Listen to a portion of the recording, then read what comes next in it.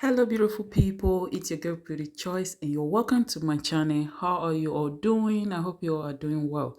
If you're my old and returning subscriber, thank you for watching me, thank you for supporting me. Today is your first time you come across my video, you're highly welcome.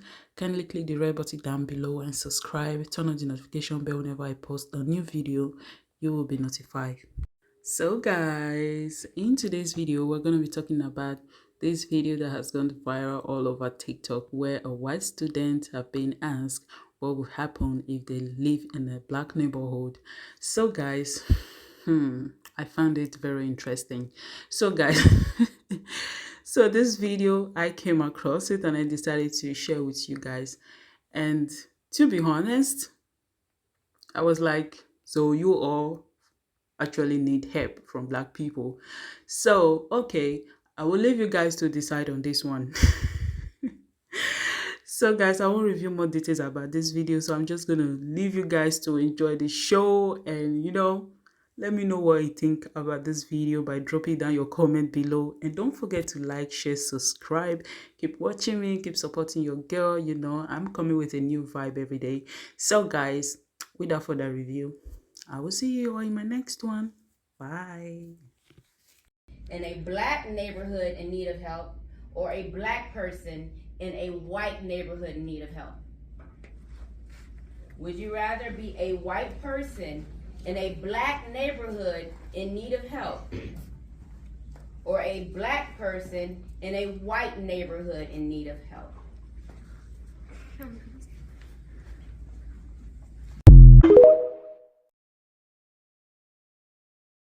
Or a black person in a white neighborhood in need of help?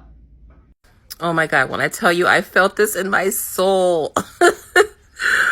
It's true. It's true. White people will come to us when they're in need of help before they even fathom going to one of their people. It happens to me all the time whenever I'm in, spaces where there's white people. If a white person's in trouble and I'm around for whatever reason, even though a bunch of their folks are around, they immediately come to me for help, whether it's gas money, whether it's a ride, whether it's directions. And perfect example is that black woman that helped that stranded white man in Buffalo. She saved his life. But those videos don't get no views. The ones that get views are the ones that demonize black women, like that one white woman did.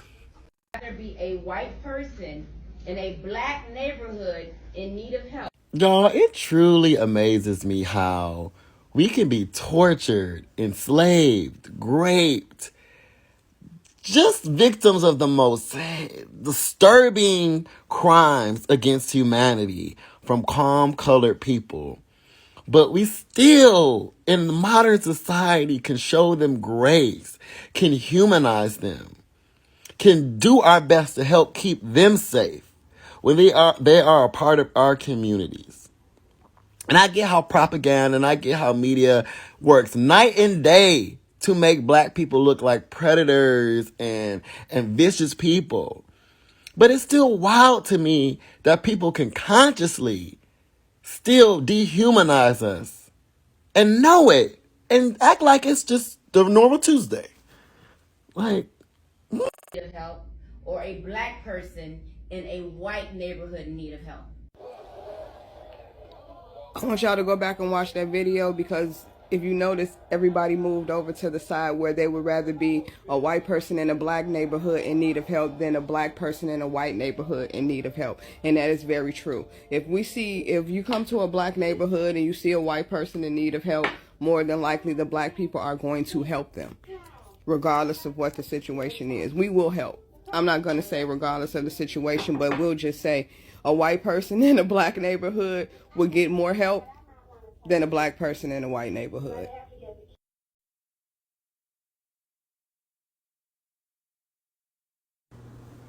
I'm glad I saw this because I was talking to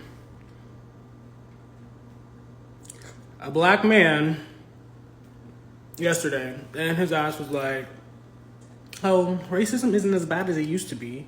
Or he's basically saying it's not that bad in general. And his reasonings were, very Caucasian reasonings, if I'm being real. Basically, he said, oh, you don't see people getting whipped anymore, people getting hanged anymore, which they do. You just don't hear about it as frequently. And saying all these, like, all of his talking points were very stereotypical white ideologies. Like, he was even using points like sagging, smelling like weed, and all this other shit, and associating it with black people. And then he had the nerve to tell me, a dark-skinned black man in this country, that he was blacker than me because he had a face tat, had gang affiliation, and went to prison. Like, we all know racism is very apparent. This video tells you that obviously everyone knows. But you're sitting here telling me, a dark-skinned black man in America, your light-skinned ass, that racism is not that bad or it doesn't exist. Even these white people in this video acknowledge that it's so bad that they would not want to be a black person in a white neighborhood, but it's not that bad.